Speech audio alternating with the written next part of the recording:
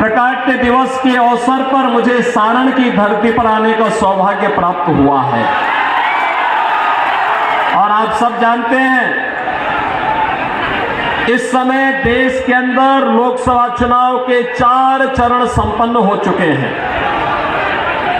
3 चरण अभी बाकी है। लेकिन देश में उत्तर, दक्षिण, पूरब, पश्चिम चारों ओर एक ही स्वर गूंज रहा है, एक ही नारा गूंज रहा है। लोगों के मन में एक ही संकल्प आया है और वह तो का जो इंडी गठबंधन है वह कहता है कि ये कैसे, तो जनता जनार्दन के मुंह से निकलता है कि जो राम को लाए हैं, जो राम को लाए हैं। क्या बिहार भी यही सोचता है ना? बिहार यही सोचता है ना? क्योंकि जब अयोध्या में रामलला के मंदिर का भव्य उद्घाटन हुआ, उससे पहले सबसे पहला उपहार अयोध्या धाम के लिए कहीं से आया था तो बिहार से आया था, बिहार की जनता जनार्दन की ओर से आया था।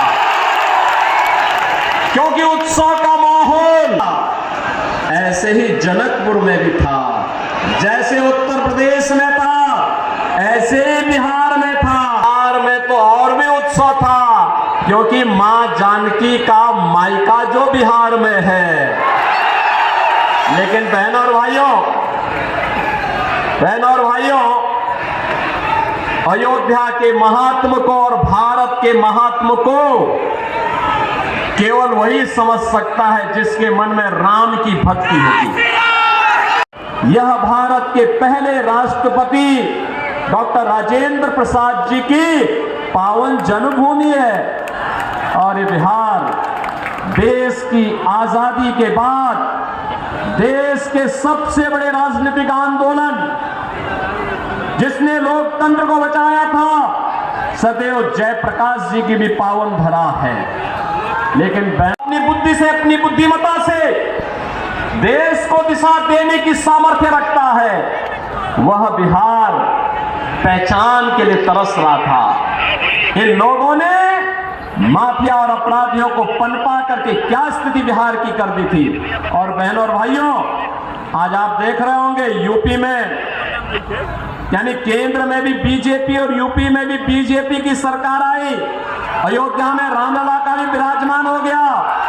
और आप देखते होंगे उत्तर प्रदेश में हमने माफियाओं को कहां पहुंचाने का काम किया है। एक बड़े बड़े माफिया थे जो पहले सत्ता का संचालन करते थे, बड़े बड़े दंगे करवाते थे। रामनवमी में दंगा, होली में दंगा, दीपावली में दंगा, जन्माष्टमी में दंगा, शिवरात्रि में दंगा, जो भी पर्व है, छठ पे दंगा। तो हम लोगों ने भी तय किया, मैंने कहा अगर मुझे मोदी जी ने यूपी की बागडोर सौंपी है तो इन दंगाइयों को रसातल तो जरूर पहुंचाऊंगा। और बहनों और भाइयों, आज आप देखते होंगे अब यूपी में पिछले 7 वर्ष में एक भी दंगा नहीं हुआ, कोई दंगा नहीं, कोई कर्फ्यू नहीं, ये सब समाप्त, दंगा भी समाप्त, कर्फ्यू भी समाप्त और वहां पर माफिया भी समाप्त। और महोत्सव होते हैं, महोत्सव, दीपोत्सव अयोध्या में, रंगोत्सव मथुरा में, देव दीपावली काशी में। और आपको अयोध्या में, काशी में, विंध्यवासिनी धाम में जाने का अवसर प्राप्त होता होगा। आज आप देखते होंगे जैसे अयोध्या तो ऐसे लगती है जैसे त्रेता युग की अयोध्या साक्षात उतर आई हो। बहनों और भाइयों, ये कांग्रेस और आरजेडी बिहार को फिर से कहां पहुंचाना चाहती है, किसी से छुपा हुआ नहीं है। जब भारत आज डिजिटल युग में जा चुका है, ये बिहार को लालटेन युग में ले जा रहे हैं। क्या लालटेन युग में ले जाएंगे? क्या ले जाएंगे? क्या? और जो गिरिराज बाबू अभी कह रहे थे, लालू जी क्या कह रहे हैं, भगवान करे वो स्वस्थ रहें, लेकिन मुझे आश्चर्य होता है। वो कहते हैं कि पिछड़ों का सभी आरक्षण मुसलमानों को दे देना चाहिए। ये तो गाली दे रहे हैं जी, संविधान का मखौल उड़ा रहे हैं। बाबा साहब भीमराव अंबेडकर जिस संविधान के शिल्पी थे, जिस संविधान सभा के अध्यक्ष डॉक्टर राजेंद्र बाबू थे, और संविधान की खिल्ली लालू जी जैसे लोग उड़ाने का काम कर रहे हैं। कहते हैं सभी आरक्षण।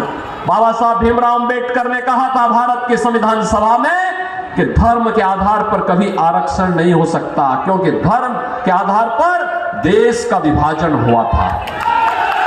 ये कांग्रेस और आरजेडी या धर्म के आधार पर आरक्षण की घोषणा करके देश के विभाजन के आधार रखना चाहते हैं। और दूसरी खतरनाक चाल इनके द्वारा क्या चली जा रही है, वह चली जा रही है, देखो गरीबी तो कांग्रेस से लोग हटा नहीं पाए। कांग्रेस गरीबी से हटाएंगे, क्योंकि दादी ने नारा दिया तो पोता भी वही नारा रट रहा है 54 वर्ष के बाद भी। 1970 में श्रीमती इंदिरा गांधी ने गरीबी हटाओ का नारा दिया था, आज पोता भी वही कह रहा है। जब एक पत्रकार ने पूछा कैसे हटाएंगे, कहा एक झटके में हटा देंगे। कहा कैसे, उसने कहा वेल्थ सर्वे, वेल्थ इमरजेंसी, ये सर्वे कराएंगे संपत्ति का।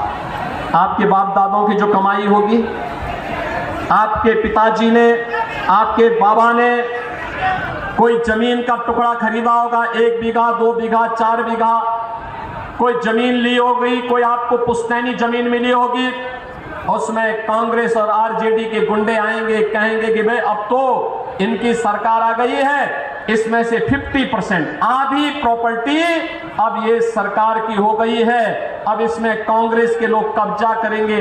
यानी इनके अंदर औरंगजेब की आत्मा घुस गई है, जो जजिया कर लगाना चाहते हैं विरासत टैक्स के नाम पर।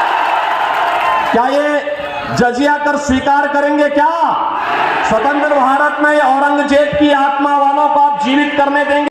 हलचल बहुत नहीं होनी है, क्योंकि जिन माफियाओं को पहले शागिर्द बनाते थे, अब वे जन्नत के नहीं जहन्नुम के अधिकारी बन चुके, जा चुके हैं। अब उनके लिए कोई जगह नहीं बची है, इसलिए अब बहुत ज्यादा उछल कूद करने की आवश्यकता नहीं है। अब तो राम भक्तों, राष्ट्र भक्तों की